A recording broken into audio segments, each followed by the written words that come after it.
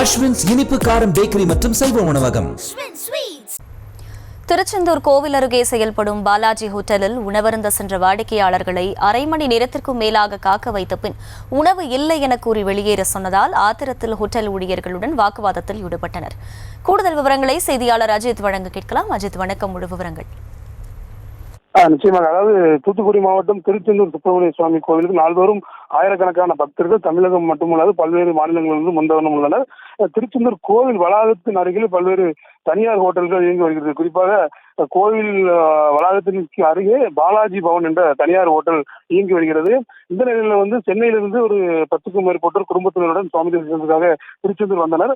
வந்தவர்கள் மதியம் உணவு அருந்துவதற்காக பாலாஜி பவன் ஹோட்டலுக்கு சென்றுள்ளனர். சுமார் அரை மணி நேரம் உள்ளே காக்க வைத்த பின்பு அவர்களை உணவு இல்லை என வெளியே போக சொல்லியுள்ளனர். அவர்கள் ஏன் அரை மணி நேரம் ஏன் தாமதமாக காக்க வைத்தீர்கள் என கேட்டதற்கு அலட்சியமாக ஹோட்டல் நிர்வாகத்தினர் அவர்களிடம் பதிலளித்துள்ளனர். இதனால் ஹோட்டல் நிர்வாகத்தினருக்கும் சாப்பிட வந்தவர்களுக்கும் வாக்குவாதமானது.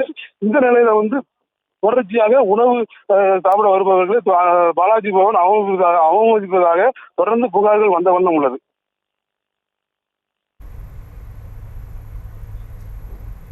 விவரங்களுக்கு நன்றி அஜித்.